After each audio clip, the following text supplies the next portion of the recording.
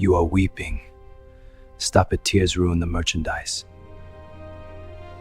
The ink on his hand was darker than the shadows in the room, a chaotic web of violence wrapping around her throat. Not choking her, just resting there, heavy, possessive, permanent. "You're weeping," Kang Jae-Min noted. His voice was low, lacking any cruelty, which somehow made it terrifying. Imani couldn't see him, but she could feel the heat radiating from his chest against her back.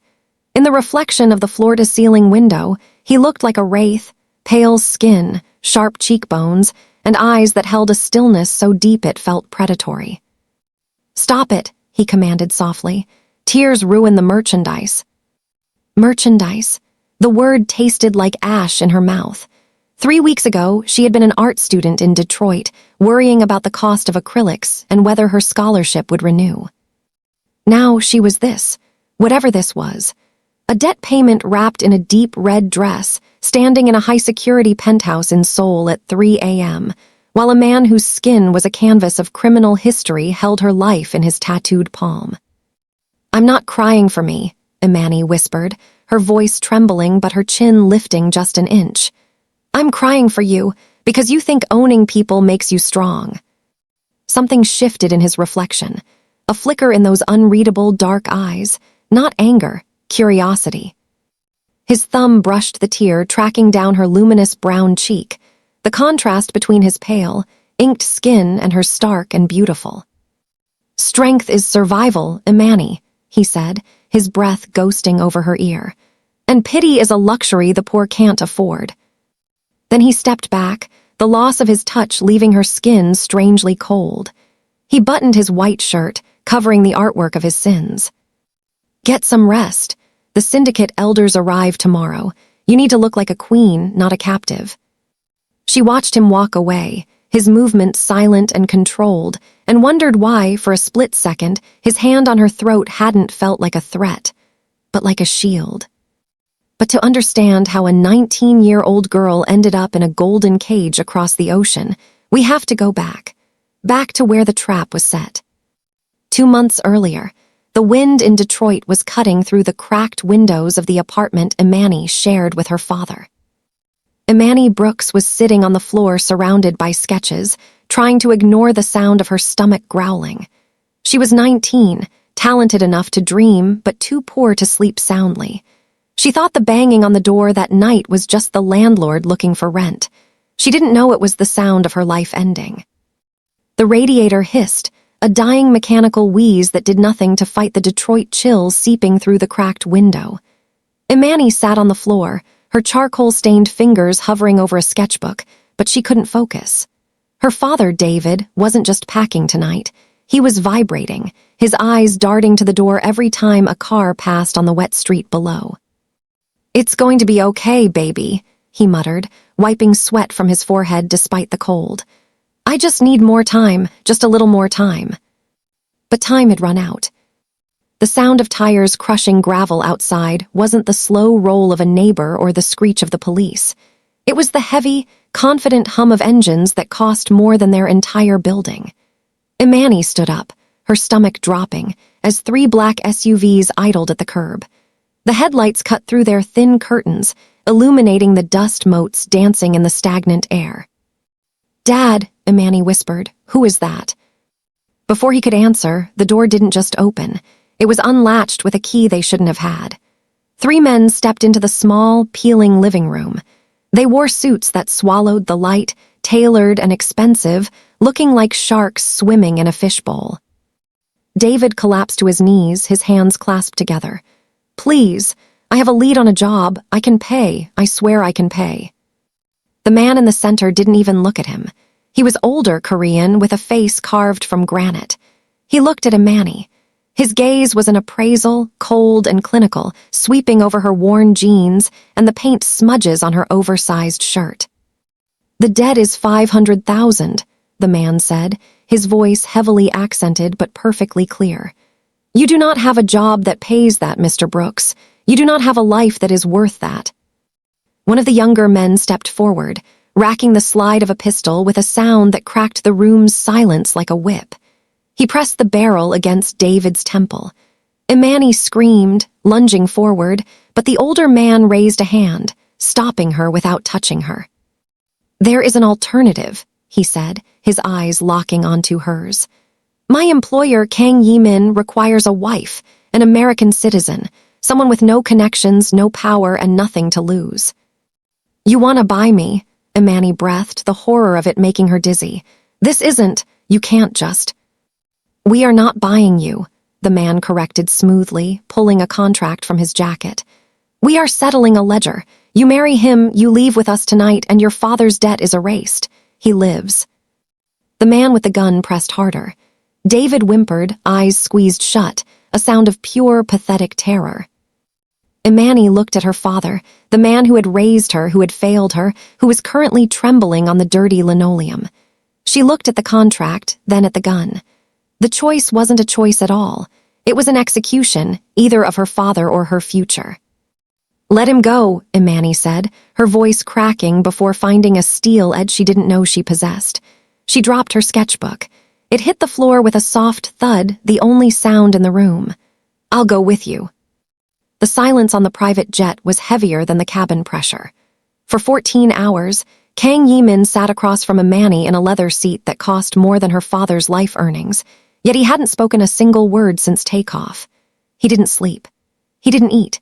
He simply existed in a state of terrifying, controlled stillness, reviewing documents with a gold fountain pen that glinted under the dim reading light. Imani, curled into a tight ball in the corner of her seat, couldn't stop staring at his hands.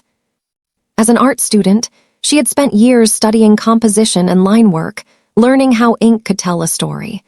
But the ink on Jae-Min's skin told a story she didn't want to read. The tattoos were intricate, a masterwork of shading and depth that crept out from beneath his white cuffs and climbed the side of his neck like dark ivy. She traced the patterns with her eyes, trying to make sense of the chaos. A serpent coiled around his wrist, a jagged, broken, geometric pattern on his knuckles. In Detroit, tattoos were often armor or memorials, but on him they looked like receipts. Every mark is a memory, she realized with a jolt that made her stomach turn. Every line is a crime committed, a territory taken, or a life ended. He was a walking ledger of violence, and she was the newest entry. When she shifted, the rustle of her fabric sounded like a gunshot in the quiet cabin. Jae-Min didn't look up, but his hand paused mid-signature. The slight tensing of his fingers was enough to make Imani freeze, her breath catching in her throat. He was aware of her every movement, a predator feigning sleep while tracking the heartbeat of its prey. He was a king who ruled without speaking, his authority so absolute it required no voice. The descent into Seoul was a blur of neon lights cutting through the rain, a sprawling alien galaxy of concrete and glass. When the car finally pulled up to the compound, Imani felt the air leave her lungs. It wasn't a house. It was a fortress of slate-gray stone and reinforced glass, perched on a hill that looked down on the city with cold indifference. Guards with earpieces bowed as Jae-Min stepped out, their heads dipping low in terrified reverence. Imani scrambled to follow, her sneakers scuffing on the pristine marble driveway. She hugged her arms around herself, shivering not from the cold, but from the crushing weight of her own insignificance. Jae-Min stopped at the massive double doors, finally turning to look at her. The towering architecture framed him, making him look like a god of the underworld welcoming a reluctant soul. He didn't offer a hand. He didn't offer comfort. He just watched her with those dark, unreadable eyes, making her feel small, fragile, and utterly erased. "Welcome home," he said, the words sounding less like a greeting and more like the locking of a cell door. The penthouse was a masterclass in modern architecture, a sprawling expanse of black marble, steel, and floor-to-ceiling glass that offered a panoramic view of a city Imani didn't know. It was breathtaking. It was also a tomb. For the first week, the silence was so absolute it made her ears ring. There were no sirens, no shouting neighbors, no creaking floorboards, just the low, recycled hum of the air filtration system. She wandered the rooms like a ghost, touching surfaces that cost more than her father's life, feeling the coldness of the stone seep into her fingertips. To keep from screaming, she retreated to the only thing that had ever made sense: art. She had requested supplies, a timid, scribbled list handed to a housekeeper, and they had appeared within the hour. Now, the solarium, a room intended for rare orchids, smelled sharp and pungent with the scent of turpentine and linseed oil. Imani sat on a drop cloth, a canvas propped against the glass wall. She painted with a feverish intensity, her brush attacking the white space. She wasn't painting the view. She was painting the noise of Detroit, a riot of burnt orange, deep violets, and chaotic blacks. She painted the feeling of being trapped. She didn't hear him enter. She never did. One moment she was alone. The next, the air in the room grew heavier, charged with a static electricity that made the hair on her arms stand up. Imani froze, her brush hovering inches from the canvas. She turned slowly. Kang Jae-Min stood in the doorway, leaning against the frame with his arms crossed. He had discarded his suit jacket, his white shirt unbuttoned at the collar, revealing the edge of the tattoos climbing his throat.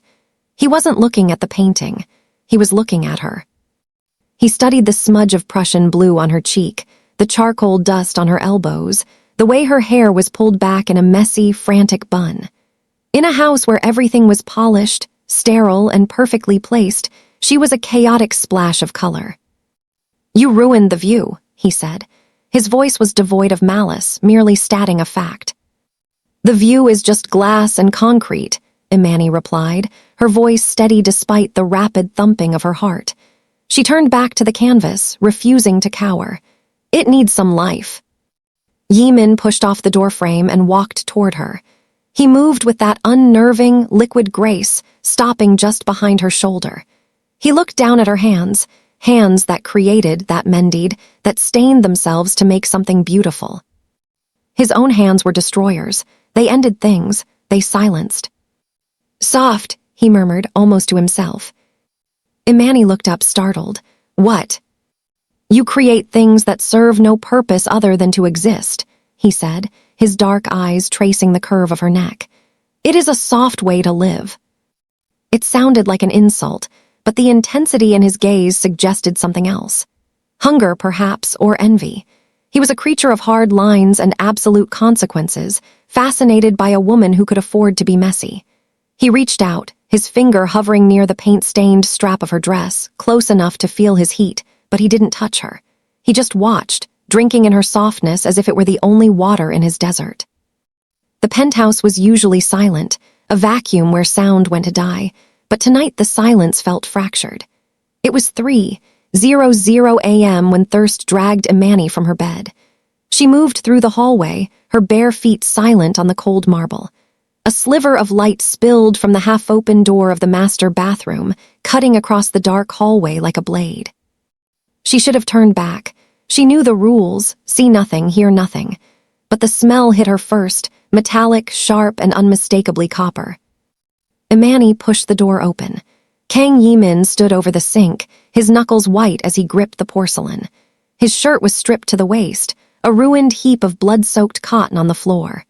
The pristine white tiles were splattered with red. A jagged, ugly gash ran across his ribs, slicing through the intricate black ink of a dragon's tail coiled around his torso. He spun around, his movement a blur of instinct, a knife appearing in his hand from nowhere. Imani gasped, pressing her back against the doorframe, her heart hammering against her ribs. Recognition dawned in his eyes, which were glazed with pain and adrenaline. He lowered the blade, his breathing ragged. "Go back to bed."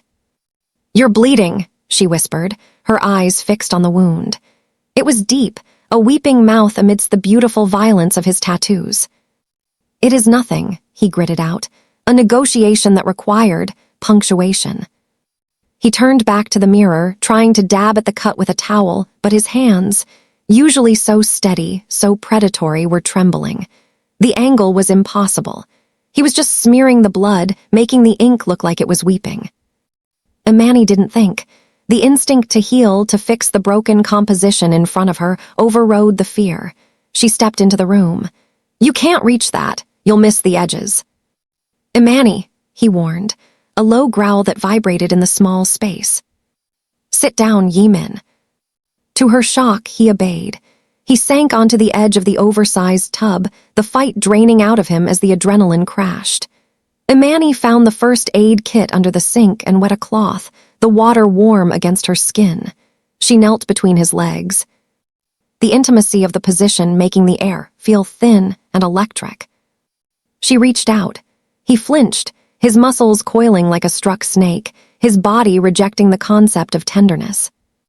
"I'm not going to hurt you," she said softly, her voice steady despite the shaking of her hands.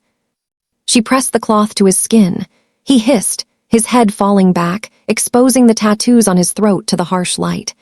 Imani worked in silence, washing away the fresh blood until the black ink underneath emerged again, clear, stark, and permanent. She was cleaning the violence off him, layer by layer. Her fingers brushed the unblemished skin near the wound. It was fever-hot.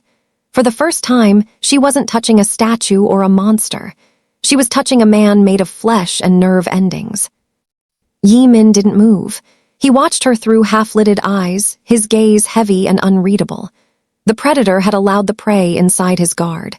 For a suspended moment in the quiet hum of the bathroom, the power shifted.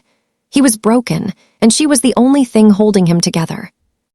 The night market in Myeongdong was a chaotic river of neon light and steam, the air thick with the scent of roasted chestnuts and spicy tteokbokki.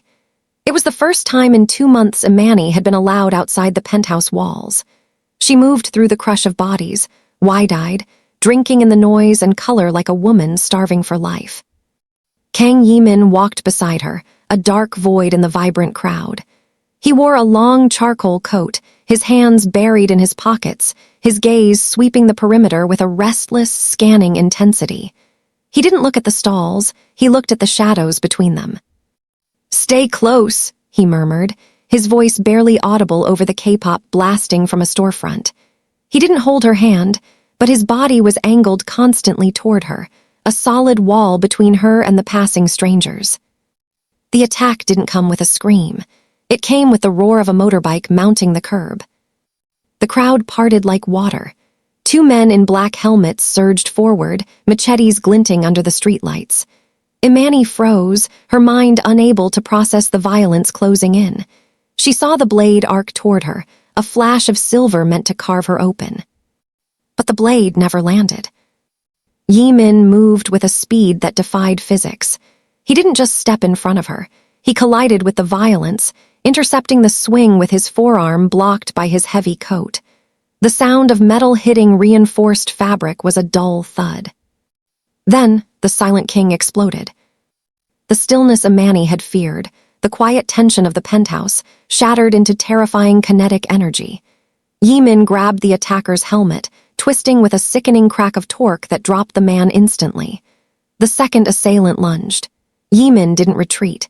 He stepped into the blade's reach, catching the man's wrist and driving an elbow into his throat with a precision that was clinical, brutal, and final. It was over in 6 seconds. The crowd screamed, scattering into the alleys. Jae-Min stood amidst the overturned food carts, his chest heaving. He wasn't looking at the men groaning on the pavement. He spun around, his eyes wild, searching for her. "Imani." He grabbed her shoulders, his grip bruising. His face was splattered with a spray of blood that wasn't his, a stark red against his pale skin. The monster she had been terrified of was fully unleashed, breathing hard, his pupils blown wide with adrenaline. Imani trembled, staring at the carnage he had caused. It was horrific. He was dangerous. "Are you hurt?" he demanded, shaking her slightly. "Answer me." "No," she gasped. "Good." He pulled her into his chest, wrapping his coat around her, burying her face against the steady, thundering rhythm of his heart.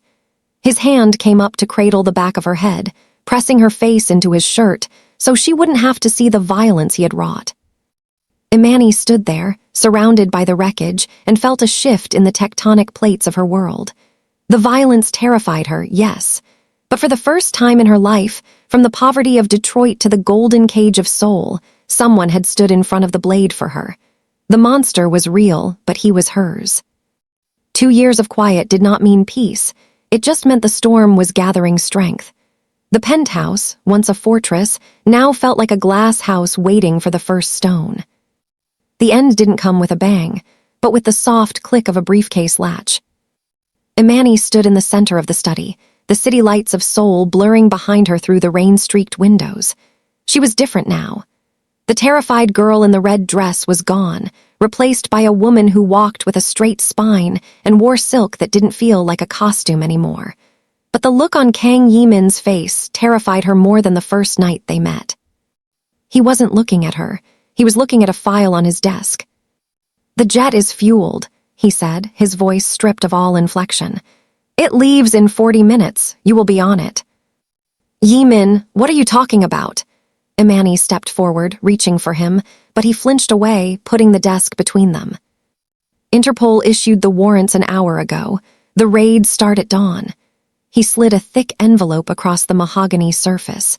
It looked heavy. "Inside is a passport for a woman named Alina Ross. There is an account in Zurich with enough money to buy any life you want, any life that isn't this one." Imani stared at the envelope as if it were a bomb. "You're sending me away." "I am fulfilling the contract," he said, finally looking up.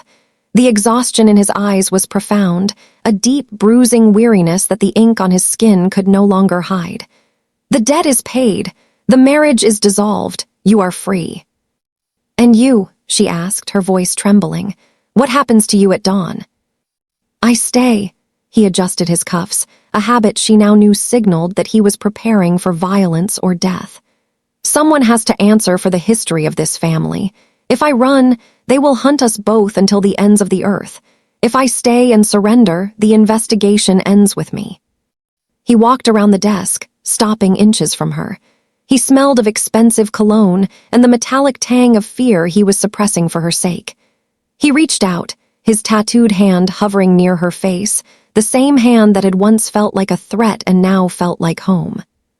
"You were never meant to be collateral damage, Imani," he whispered. "You were an innocent caught in a fire. I am opening the door. Walk out." He pressed the envelope into her hands. It was cold. It felt like a goodbye.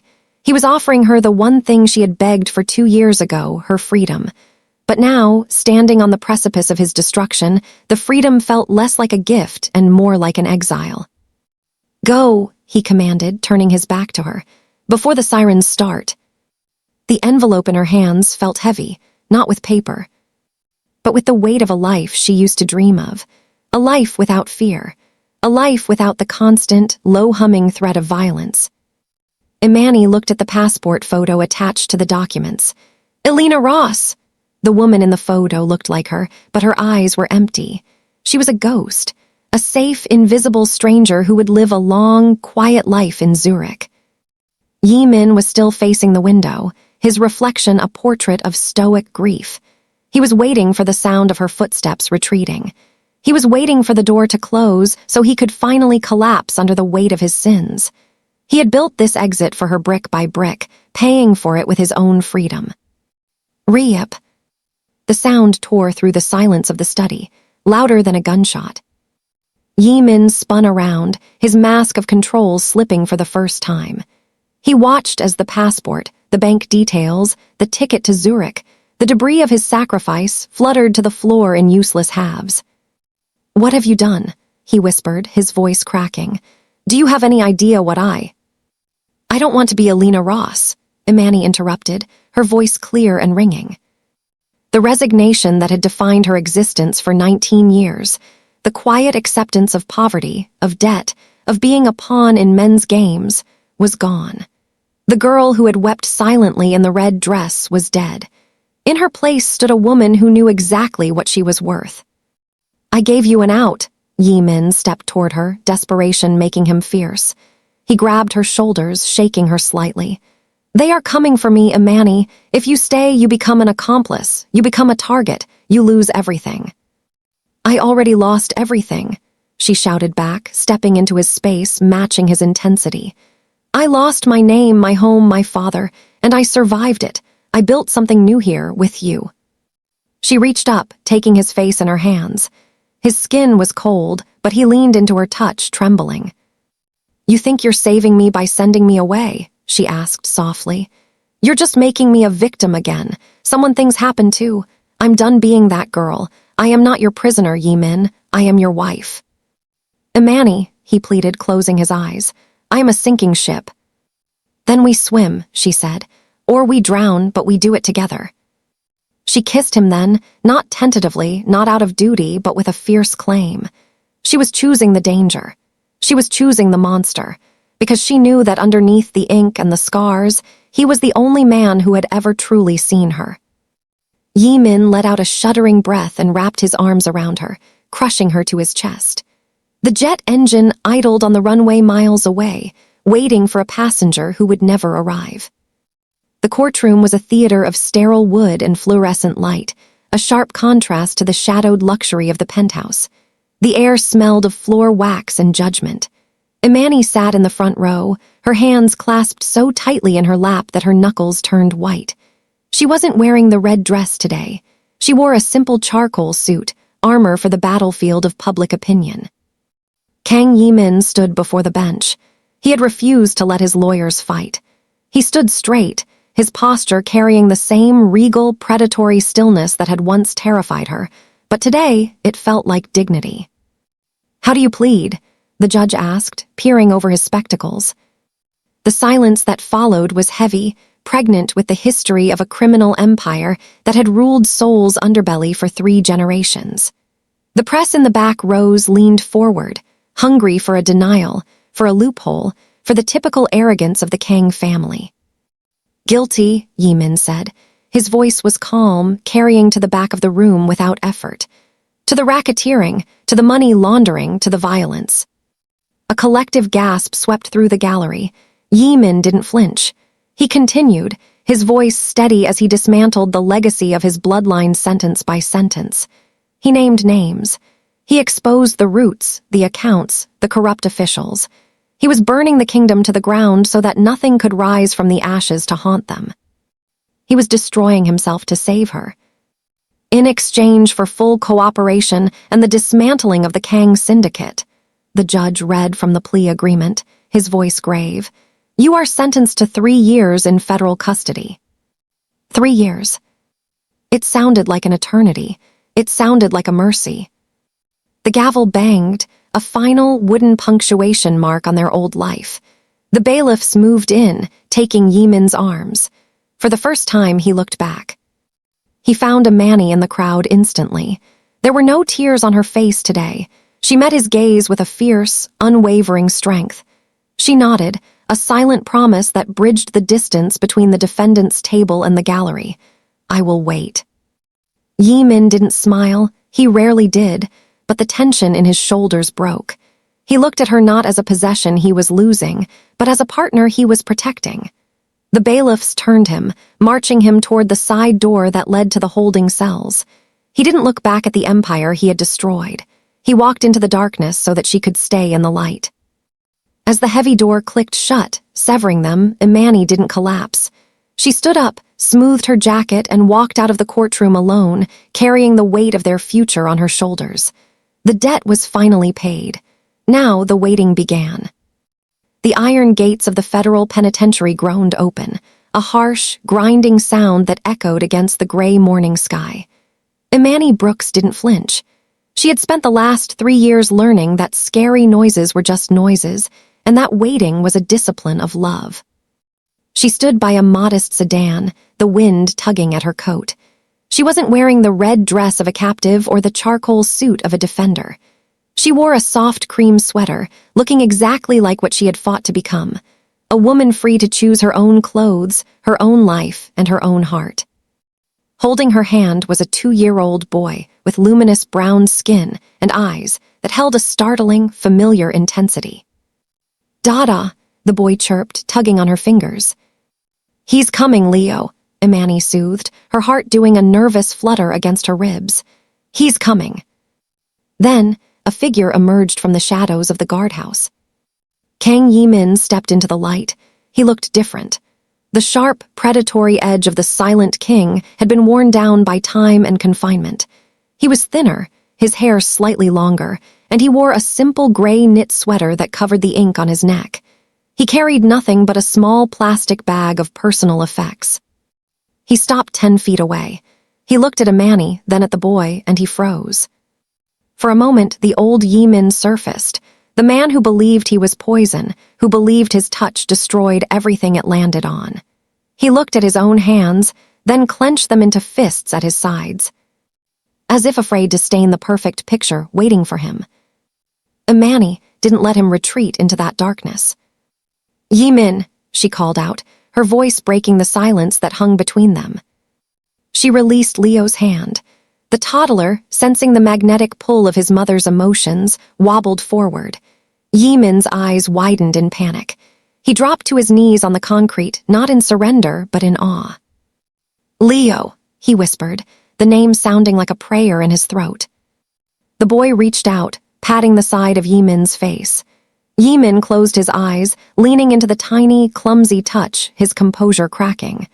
A single tear tracked through the dust on his cheek, not a tear of pain, but of disbelief. Imani walked to them, kneeling in the dirt beside him. She placed her hand over his, the hand that had once held her throat in a penthouse in Seoul. It wasn't cold anymore. It was warm, trembling, and alive. "We're here," she said softly. "We waited." Jae-Min opened his eyes. The predatory stillness that had defined him for decades was gone, replaced by a quiet, profound peace. He looked at his wife, then at his son, and finally he exhaled, a long, shuddering breath that released the last of the ghosts. "Let's go home," he said. And this time, when he took her hand, he didn't pull her into the shadows. He walked with her into the light.